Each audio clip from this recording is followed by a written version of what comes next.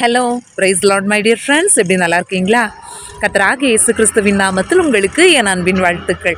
இன்றைக்கும் கர்த்தர் நம்மோடு சொல்லுகிற வேதவசனம் ஏசாயா 58 கர்த்தர் நித்தமும் உன்னை நடத்தி மகா வறட்சியான காலங்களில் உன் ஆத்துமாவை திருப்தியாக்கி உன் எலும்புகளை நினமுள்ளதாக்குவார். நீ நீர்ப்பாய்ச்சலான தோட்டத்தைப் போலவும் வற்றாத நீரூற்றைப் போலவும் இருப்பாய். The Lord will guide you always.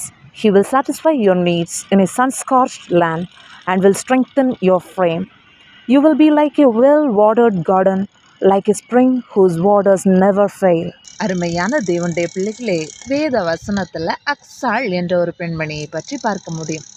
இவள் தன்னுடைய கணவனார் வீட்டிற்கு திருமணமாகி போகும் சமயத்தில் இவளுடைய தகப்பனால் ஒரு வறண்ட நிலத்தை இவளுக்கு பரிசாக கொடுக்கின்றார். இவள் போகும் சமயத்தில் அந்த காலத்துலலாம் வாகனம் கழுதையில் சேணம் வைத்து தான் போவாங்க. அப்படி போக தயாராகி கொண்டிருக்கும்போது இவள் கழுதையிலிருந்து இறங்கி தகப்பனிடத்திற்கு ஓடி, எனக்கு ஒரு நீர்ப்பாய்ச்சலான நிலத்தையும் தர வேண்டும் என்று கேட்கிறாள். அவளுடைய தகப்பனார் அதை அவளுக்கு கொடுக்கின்றார். இன்றைக்கு நம்முடைய வாழ்க்கையிலையும் வறண்ட நிலங்களை போல சில பகுதிகள் காணப்படலாம். நீர்ப்பாய்ச்சலான ஆவியானவர் நம்முடைய வாழ்க்கையிலே வந்தால் சூழ்நிலைகள் மாறும். அதே வறண்ட நிலம் கூட வயல்வெளியாகும். பரிசுத்த ஆவியானவர் எங்கே உண்டோ அங்கே விடுதலை உண்டு, அங்கே அற்புதம் உண்டு, அங்கே சுகம் உண்டு.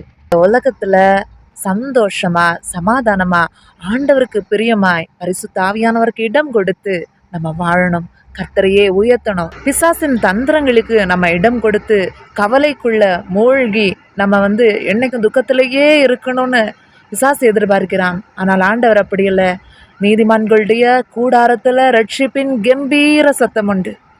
ஆமாம், ஆண்டவரை துதிச்சுட்டு மகிழ்ந்துட்டு அவருடைய பிரசன்னத்தில் களி கூறுகிறதே ஆண்டவர் விரும்புகிறார். அவரே நம்முடைய ஆத்துமாவை திருப்தியாக்குகிறவர். ஸோ எல்லாவற்றிலையும் பரிசுத்த ஆவியானவருக்கு இடம் கொடுப்போம். ஆண்டவரை உயர்த்தி மகிழ்வோம், துதித்து மகிழ்வோம்.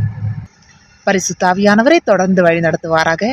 கர்த்தர் தாமே இந்த வார்த்தைகள் மூலமாய் நம்மை ஆசீர்வதிப்பாராக. ஆமென். God bless you all. Bye bye.